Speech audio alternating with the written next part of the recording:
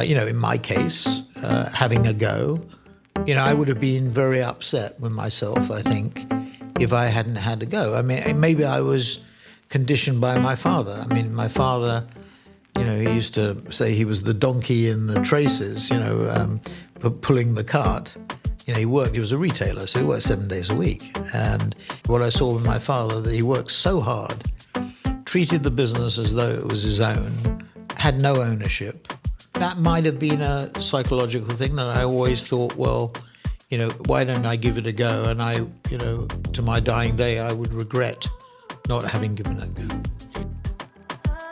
You are listening to The Escape Artist, the podcast that helps you to decide if, when, and how to quit your safe corporate career and discover your true calling in life. Hey, this is Alex, your host. When you look at the typical founder, your Mark Zuckerbergs, if you like, or the people at startup incubators in Silicon Valley, they seem to be in their 20s. And this question has been creeping up on me, whether you need to be a certain young age to do your own thing. But when you look at today's guest, Sir Martin Sorrell, then this is clearly not the case. At the age of 73, he left WPP just to start yet another company. If you work in the advertising industry, you obviously know him quite well. He's one of the most successful and influential people in the whole world of advertising. If you don't work in that industry, in his early career, Sir Martin was working for the Saatchi brothers as their CFO till he decided to leave Saatchi Saatchi to do his own thing at the age of 40. He then turned WPP into the largest advertising services company in the world. And that made him very wealthy. At the time of this recording, which was just before the Corona meltdown, his personal value was listed at roughly $500 million.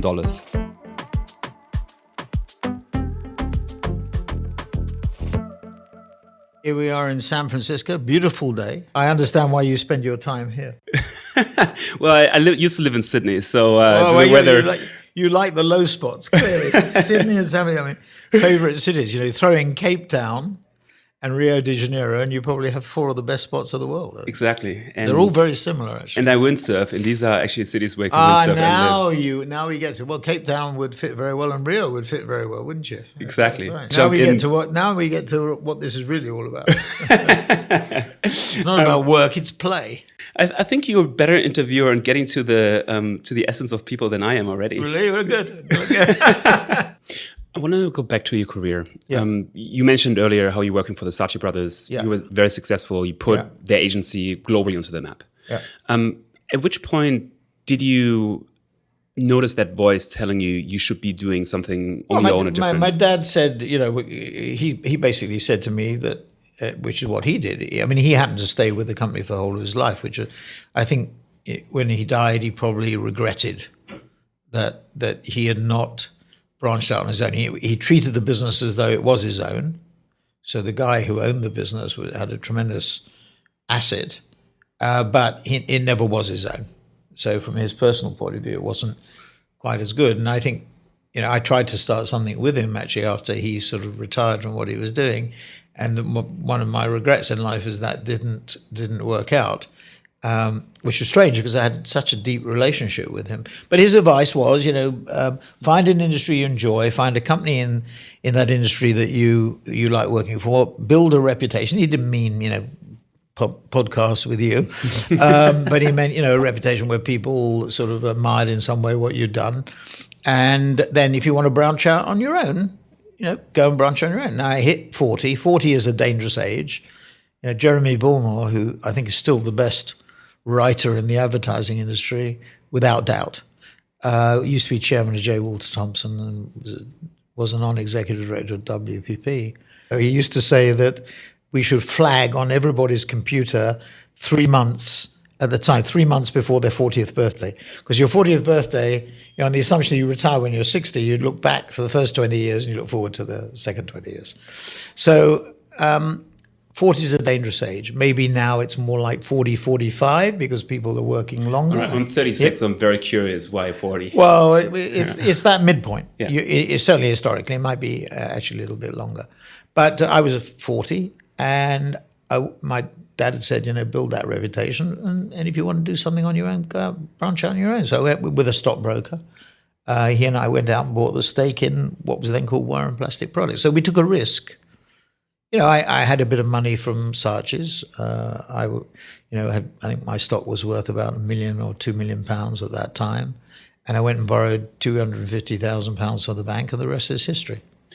How long did you plan for this? How did you make sure that you're safe? Were you nervous about leaving? Well, you're always nervous about, you have a wife and family. You have a well-paid job. You have a position. You're always nervous about it.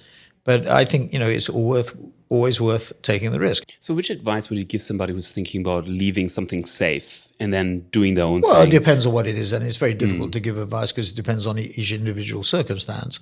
And it depends on where you're made, what you're doing, what your family circumstances are, what your psychology is. In my case, having a go, I would have been very upset with myself, I think, if I hadn't had to go. I mean, maybe I was conditioned by my father. I mean, my father, he used to say he was the donkey in the traces, pulling the cart. He was a retailer, so he worked 7 days a week. And, he died at what I think was a young age, 74. What I saw with my father, that he worked so hard, treated the business as though it was his own, had no ownership. I think my father regretted not me, because when he retired, when he left the company, that, as I say, he treated it as his own for many, many years, he did some things on his own, and he was very successful on a smaller scale, but very successful. But he was always employed, and therefore... Yes, I think that might have been a psychological thing, that I always thought, well, why don't I give it a go? And I, to my dying day, I would regret not having given it. Mm. And I read a stat last week that only 32% of people enjoy what they do. And when you departed from WPP 2 years ago, people were thinking, hundreds of millions of pounds in personal value, successfully built businesses. And they... Well, some people don't agree with that. Yes, they don't.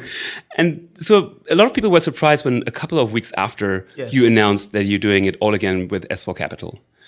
And I'm wondering, how would you explain to somebody who doesn't enjoy what they do, what work gives to you that you'd rather continue working than retire? I think you answer the question in your own way, really. I mean, the fact is I do enjoy it. I wouldn't do it, I guess, unless I enjoyed it. I mean, all these things are opportunities, and if you don't do anything about them, they become challenges. But the answer to your question is, when I left WPP, and I was not happy with the way the board behaved at WPP, and particularly the chairman of the board. But that was my own fault in a way, because I was largely instrumental, or significantly instrumental, in having those people there. And I don't think they handled it particularly brilliantly. And as a result, we've seen what's happened to the company. I've kept my shareholding in the company, and the company has I think on the day I left, minus it was 40% now, I think. Well, on the day I left, I was going to say it was about £16 billion of value. I was just looking at just now, it's down to 9, which is extremely sad. I mean, it was almost looking at a life's work sort of disappearing before your eyes. But coming back to the point, putting that to one side, it's putting a big point to one side.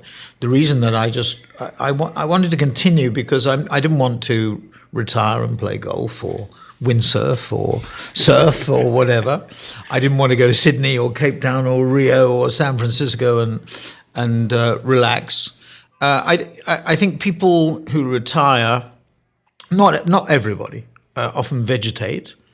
They become mentally and physically not debilitated, but become weaker mentally. And I think you when you get up in the morning, you have to have a purpose. Having a sort of central purpose is, I think, really important. And the purpose, post WPP, if you like, was to try and create, or help create, because we now have almost 2,500, bit more than that now, people around the world in 30 countries at S4, but to try and create a new age, new era model, advertising, marketing, services model, however you want to put it, that is fit for purpose and fit for the future. I looked at the WPP portfolio, which at that time was $20 billion of revenue, and there were three areas that struck me as being important from an organic growth point of view. The first was first-party data. The second was digital advertising content, and the third was digital media planning and buying, or what you might call programmatic. So everything we do at S4, has four basic principles. Purely digital, because that's where the growth is. Digital's growing at 20%, you know that well, as opposed to traditional, which is in decline. One firm working together. So our 2,500 people in 30 countries focused on bringing together the data, the content, and the digital media planning buying. I can clearly tell how much this whole world means everything to you. And I wonder, because you said it gives you purpose, has work always given you that much purpose, or was there a certain moment in time when? I mean, my mother would say too much purpose. My mother thought when I went to business school that it was the worst thing that ever happened to me, and I think maybe what she meant by that was became too focused on the financial side of it, the money side of it, which is not true. I mean, money is it's the scoreboard. To use a cricketing analogy, which you probably don't know much about, and neither do any. If anybody's listening to this, maybe none of your listeners know anything about it. But the runs that you score, or to use a baseball, the home runs that you score, or the base hits that you make. And it's not the number it's really achieving something, and that's what we sought to do when I was at Saatchi's. I was lucky enough to work for the brothers at Saatchi when I started WPP and when we started S4 Capital. So is it more so that for you, just the fact that you do better, this is what you truly care about? Yeah. But I think there is a question about balance. From a personal point of view, I've have had to overcome some difficulties, and I think. When I was at business school, there was a guy called George Cabot-Lodge. He was the son of Henry Cabot-Lodge, who was the Secretary of State for, I think, in the Eisenhower administration. And we didn't think George was very good. And George used to draw this diagram on a blackboard, of three circles that intersected one another, a Venn diagram. Of the first represented family, the second society, and the third career. And he said, the trick was to interlace the three in an effective way. And most people I've come across have found it very difficult to balance all three because they are in conflict with one another in the sense of time and focus. And, I think I've done reasonably well. I wouldn't say brilliantly on the career side, done a little bit in the social side. But from, a family point of view, obviously you've had to make sacrifices in order to build a career. And that obviously... My father was extremely gifted in being able to allocate time in a more effective way. I haven't been as gifted as he was, to say the least, in allocating time in the most effective way. So balance, I think is really important, and maintaining that balance is really important, and it's a difficult thing to do. I think I've read that you said that you can't even spell hobby, for example. Do you think it's... Holiday, wasn't it? Oh, holiday. It was not a hobby. Okay, holiday. It was a holiday. Well, you always look so tan, so I'm surprised to hear that. Now... Could be dirt. And I wonder, how much space is there for something else if somebody wants to reach your level of success? Is that something it's an individual, it's what you're happy doing. It's what you enjoy doing. And, I like to be absorbed in things. I mean, sometimes it can be frustrating. I don't think there's no such thing as stress. It's you're not having fun. I mean, I think that's the problem. And I think, you have to enjoy what you're doing. And, to be honest with you, I have 4 kids, three of them from my first marriage, and who are older, they're in their 40s, and not all of them, but all 3. But 1 or 2 of them said to me, why don't you just relax? Why don't you, you've done everything you need to do. You're 73, 74. Just relax. Sit on the beach, or take some time off. And I actually went the other way. I was so keen to look at what could be done in a new way of thinking and fashioning it. And I'm not doing it because, I want somebody to write his legacy was, or, in my obituary, that he did this, that, or the other. It's not that. It's a for personal satisfaction.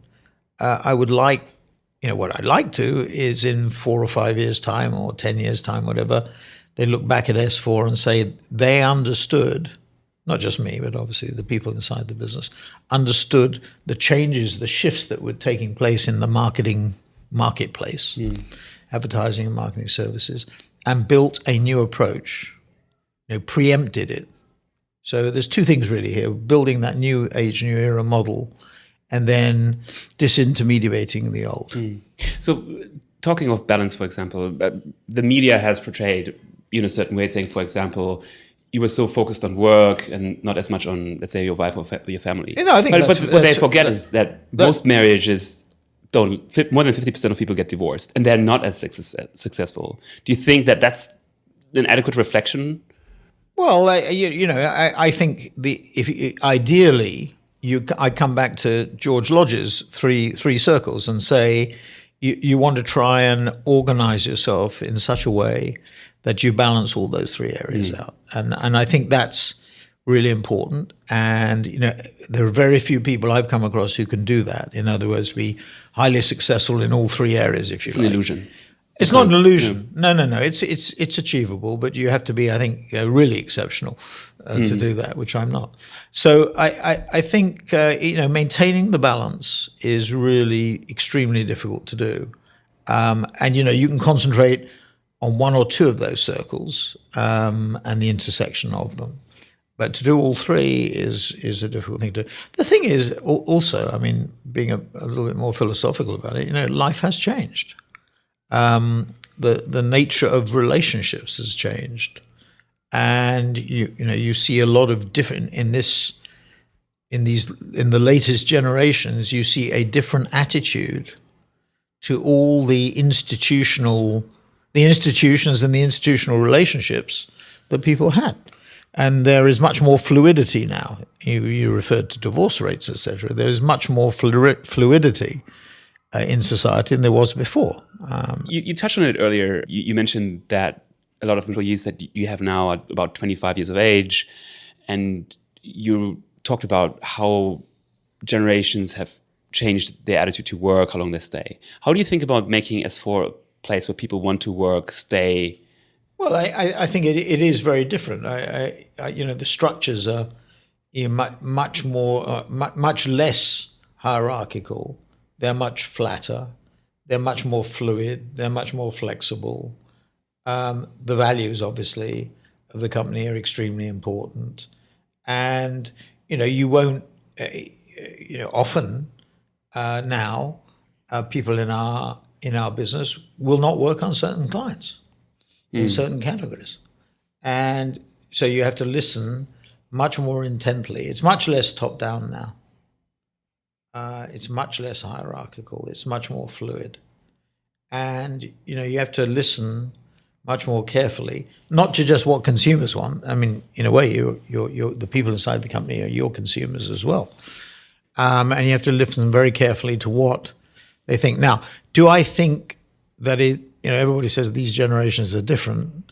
I think Jamie Dimon said, nothing that a mortgage and a family can't solve, that when they, I don't think he actually said this, but when the implication being when they become more mature or even grow up, their attitudes will change. I somewhat resent the suggestion that my generation weren't as socially conscious. I remember when I was at HBS, I was regarded as being a communist by most of the Americans in the class, and they accused me of being not even a socialist. They accused me of being a communist. Still to this day, they say I'm a communist.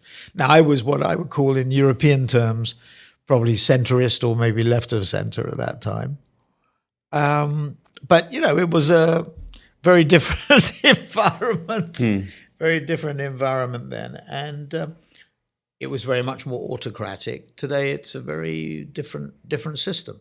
So I think you have to change the way that you operate, and you have to change it to a way that you motivate. How do you motivate? Well, obviously it's a mixture of tangible and intangible. But, I think maybe the balance between tangible and intangible has shifted. So that maybe intangible, to put it sort of very crudely and generally, has become more and more important. So not necessarily, I'm talking about benefits, but these are psychological benefits from working in a company, what the company stands for, what its values are, what its mission is. Is it going to make the world a better place or a worse place? And I do think a lot of that comes back to what I said before, that if you take the long-term view, you will make the investments that are necessary. You won't be consumed by quarterly earnings, which, and I think if you have control of the company, which in the case of S4 I have sort of super voting rights, if you like. I think that makes you more relaxed about making important decisions, which if you didn't have that control, you'd be much less willing to do so because you'd be worried about the risk. I want to talk with you about building a personal brand. Yeah. You obviously. Yeah, I mean, you asked me that question, when we were prepping for this, when you sent me a summary. I'm not conscious of building a personal brand. I mean, it is what it is. I mean, the biggest. You'll hear people say that the most important thing in sort of social media, etc., is being authentic and being real. So, the concept of building, going out to build a personal brand is something that, it's not anathema, but something I'm uncomfortable with. It is what it is. I am who I am. And, I haven't tried to change who I am because some spin doctor somewhere has said to me, in order to be an effective personal brand, you should be this. But to give you an example, I get the sense that you take advantage of every opportunity where somebody invites you to be on a panel at an event. Obviously somebody who's credible. Not sure why you're with me, but yeah. So I wonder, for example, if you, by picking the right events, by making sure that you establish yourself, by taking advantage of the opportunities. I wouldn't say it would not. I enjoy doing those things. Because I think they can be valuable. You come into contact with interesting people. There are certain events in the world that are, if any CEO said to me, where should I go? I would give him, a series of events that I think are really important and where he or she should go because of the people. I mean, it's amazing. It's the same group of people, basically, sort of going around the world to different events. And it's a remarkably small number of people, actually, at the end of the day. No, I just think they give you opportunities to build relationships, build contacts, to network, if you like, which I think are really important and can generate opportunities.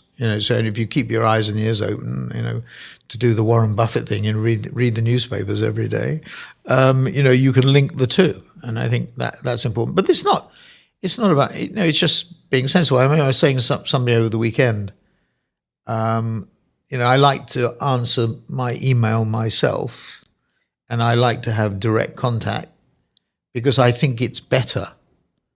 I don't think clients or people generally like to deal necessarily with EAs or personal assistants. They much prefer to deal directly. And although it may take more time, I think, the personal interest and the personal involvement, particularly in a world which has become, very impersonal, if you like, is even more and more important. I think that's fundamentally is important. You mentioned social media. I noticed you have on LinkedIn exactly 7 connections. Who are those 7? I don't know. I don't. I use email or Google Mail mainly because I don't want to get sidetracked with the other platforms, if you like. So I'm sort of consciously limited. So I don't do Instagram or Facebook or whatever. I enjoy looking at what other people do, but not myself. Right. So you don't know who the 7 are? No. You can't. My other question would have been, how do you become number 8? But there will be a mystery as well. No, lots of people sort of send me, requests, and I don't do it very effectively, or no wish to. No, so I'm focused. If somebody writes, if somebody calls me, or somebody writes to me, and it doesn't matter who it is actually. I mean, sometimes you get cranks, but by and large, I think if somebody's taken the trouble to write to you, or somebody has taken the trouble to call you, you respond. How are you able to respond to?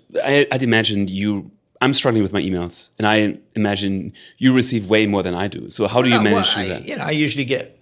I think it works out about 10 or so an hour that are put trash out of it for a minute, or circulars or whatever.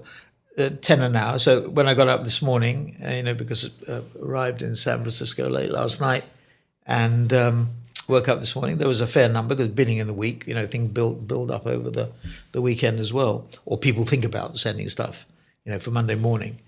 I cleared that off in, say, an hour and a half, which I usually do in the morning. But I like to know what's going on. People describe me as a micromanager, which, by the way, I think is a compliment, not an insult. Because I think the devil is in the detail. It's not because I want to influence the detail necessarily, but I like to know what's going on. I mean, if something's going right, I'd like to know it. Good news travels fast, bad news travels slowly, and that's the problem. So understanding what's happening and what potentially, the risks is really important. So, it's like, I monitor the cash position of the company. If you said to me, I'll stick you on a desert island and you're going to get 3 pieces of information, I'd like to know what the organic growth rate was in terms of revenue or gross profit, at the top. I'd like to know what we're doing from a cash point of view. And I'd like to know, I'd like to know a number of employees. In other words, because our major investment is in people. So, and the growth rate in hiring. So you get the balance between gross profit and hiring right. If you're growing at 45%, you want to hire at a maximum of that rate. In the first half of last year, we hired faster than that, which had an impact on us in the first half of the year. We evened it out in the second half of the year. But what I think those are the 3 areas that affect our business. When you got knighted, yeah, did people start treating you differently afterwards? Oh, in restaurants and on the airlines, yes. Okay. Nowhere else. So that's good for restaurant reservations, good for airline seats. But how does one find out? Does a herald appear in front of your door? Does no, the Queen of England call you? A letter comes saying you've been recommended. I think it says by the Prime Ministers of the Queen. The Prime Minister at that time was Tony Blair, to the Queen for a knighthood. And if it's ratified, and if it's approved, would you accept it? And please don't tell anybody. You know what I mean? So I told my mum. What did she say? Well, she was, because she was a first generation Jew in London. I'm second generation. She was, what you can imagine. My father, unfortunately, was not alive. So she was very proud. Now, my mum used to boast, typical Jewish mother, would boast inexorably about her son, grandsons, and and daughters-in-law, and Christ knows what. And so, I did it with some sense of trepidation. I said, pain of death, Mum, you mustn't say. But I told her, but I didn't tell anybody else. And of course, she came to the investiture, and my eldest kid and my wife came as well. So it was nice. It was we had a lunch afterwards. It's a wonderful day, and it's a wonderful thing. So that's the process. And then you go to the College of Heraldry and design my shield. And then the motto was persistence and speed. And then you look back at, again, goes back to 1066. It's extraordinary. So for a little Jewish boy whose grandparents came from Ukraine in 1899, as best as we can figure out, on the one side, and then on the other side from Poland to Romania, between the wars, it it was certainly, yes, that was pretty momentous in my family history.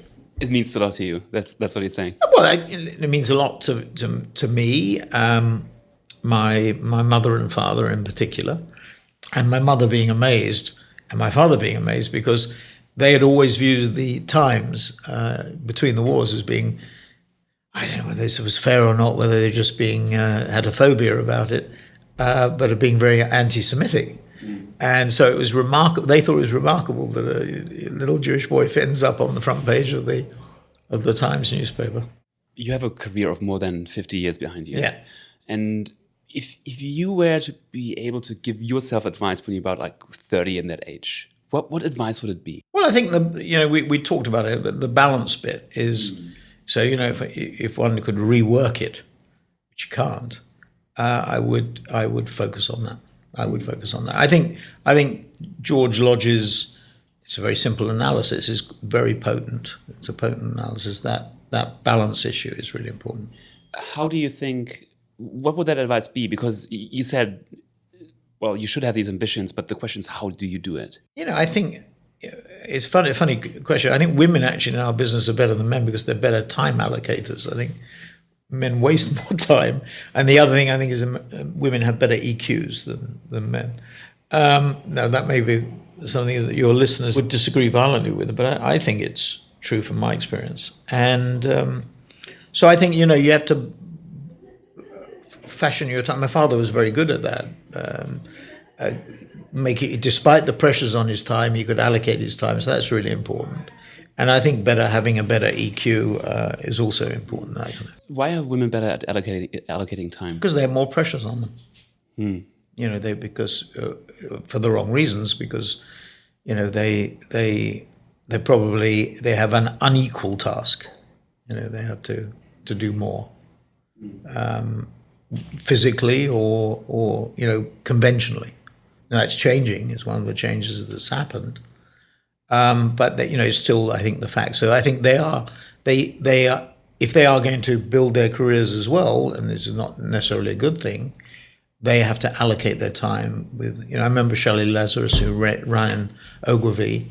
Charlotte Beers maybe was slightly different, but Shelley was brilliantly organised, and she managed to run Ogilvy very successfully, and I put it like this: run her family very successfully.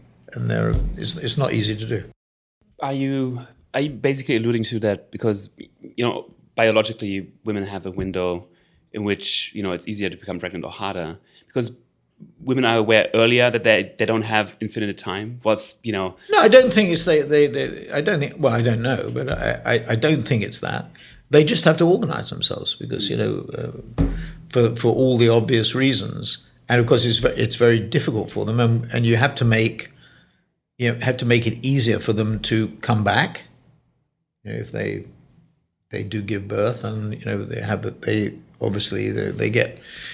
get time to do whatever they have to do. But it does create fissures or changes in their career pattern, which a man doesn't have as much pressure on.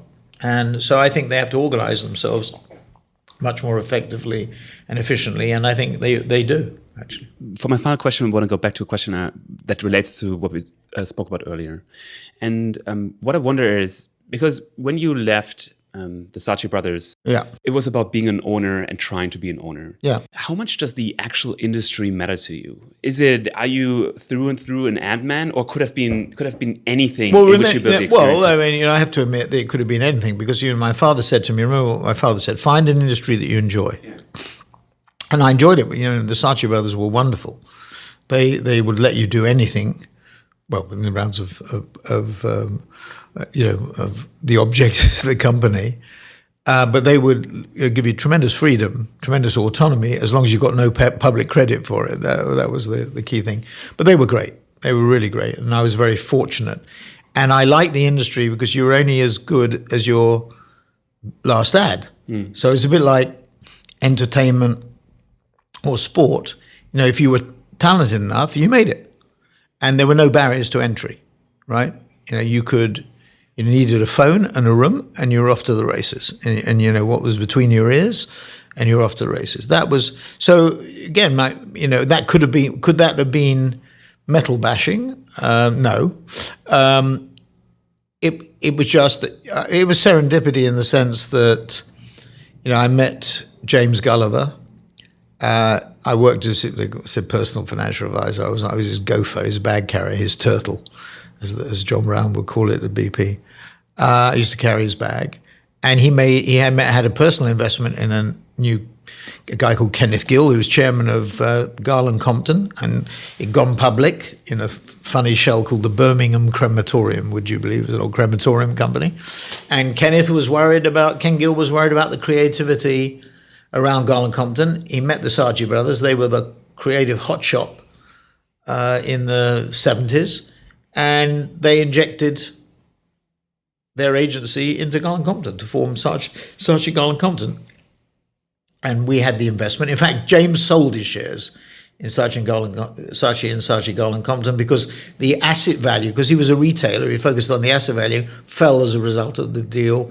The PE fell, which was good news because it was earnings accretive for Garland Compton, and it was the biggest mistake that James ever made because the stock went through the roof.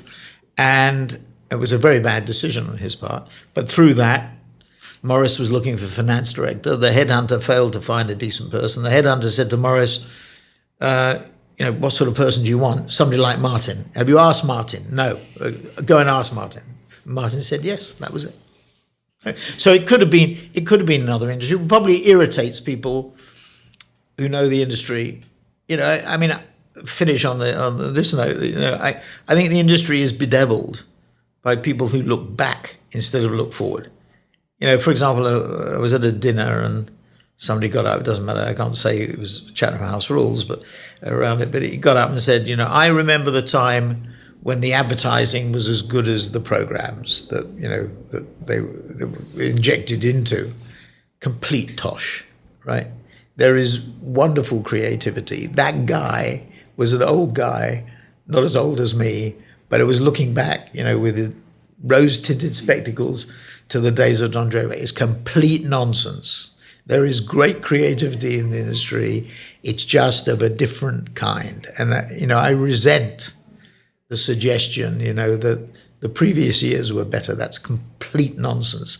The nature of creativity, you can have data analysts who are creative. It's not just TV 30-second, 60-second creative directors who are creative. You can have strategic planners who are creative.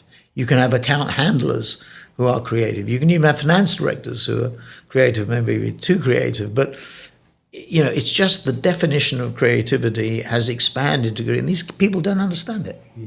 What's your favorite ad campaign? I'm not allowed to say because, that would so offend so many. No, the only one I've ever admitted to was a Scandinavian. It was a Swedish campaign for a language school. But actually, it was a German submarine, and I can't remember. I've forgotten actually what the line was, but it was a miscommunication. What are you thinking about? Yes, that's right. It's the Coast Guard. That's the Coast Guard. And the ship is saying, "We are sinking. We are sinking." And then the Coast Guard responds, "Hello, this is the German Coast Guard. What are you thinking about?" That's exactly right. Yes, that was hysterical. Yeah. How did you know about that? That's great. Because it's a phenomenal ad campaign. Yes. That's right. It was a language school. It was hysterically funny.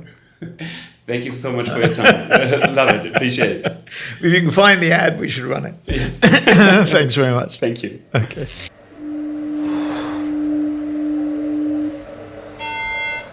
Mayday, Mayday. Hello, can you hear us? Can you hear us? Can you... Over. We are sinking. We are sinking. Hello? This is the German Coast Guard. We are sinking. We're sinking. What are you thinking about?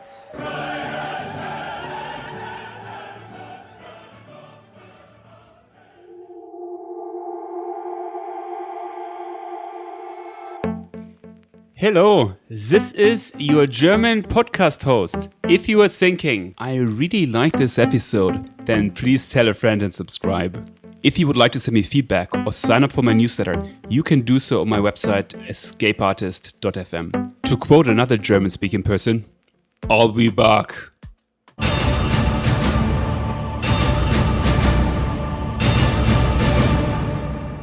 See you next time.